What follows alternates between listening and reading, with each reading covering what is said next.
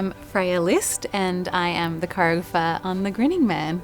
Not only is this a new work in Australia, but the team that's putting together is really passionate about the story, so how we can translate that from the production that's already happened and keep the bones of it whilst putting our own spin on it. And I know that the team is really passionate about this show, which is really inspiring.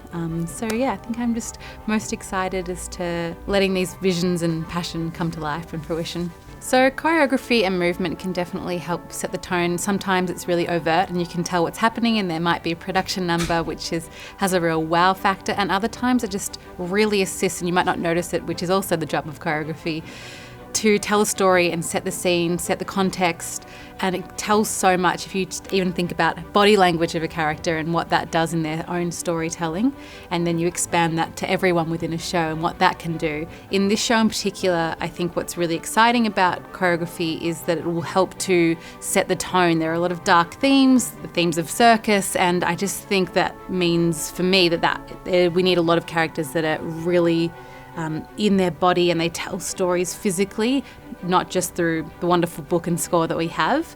So it's kind of that extra piece of how we can set tone, how we can tell a story, how you relate to others in a space. I think that says so much as well.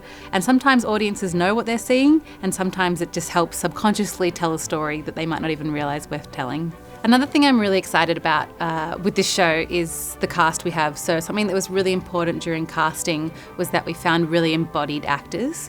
Every role requires it, but another example would be there's a role called Mojo. Mojo is a wolf-like character, and so how can you represent that? That then lends itself into the physical world, and how can we translate that into choreography or into just how people are embodying characters?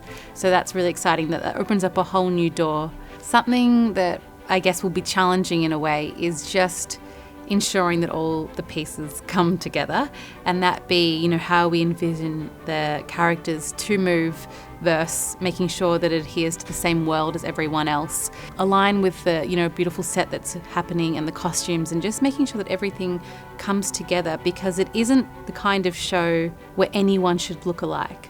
In fact, it's really important that we have these really individual physical characters. So it's just, I guess, a challenge will be finding that and letting the cast explore that whilst, directing them into a world that is still the same, and, we can figure that out. My hope for the show is that people, I guess, take what they need to take from it. There are things that I would love for them to take, but that's not really how audiences work.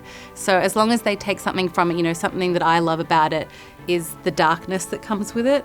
But I know it's a special story, and I know it's a special show, and so I hope people are open to whatever that is that they need to take from it.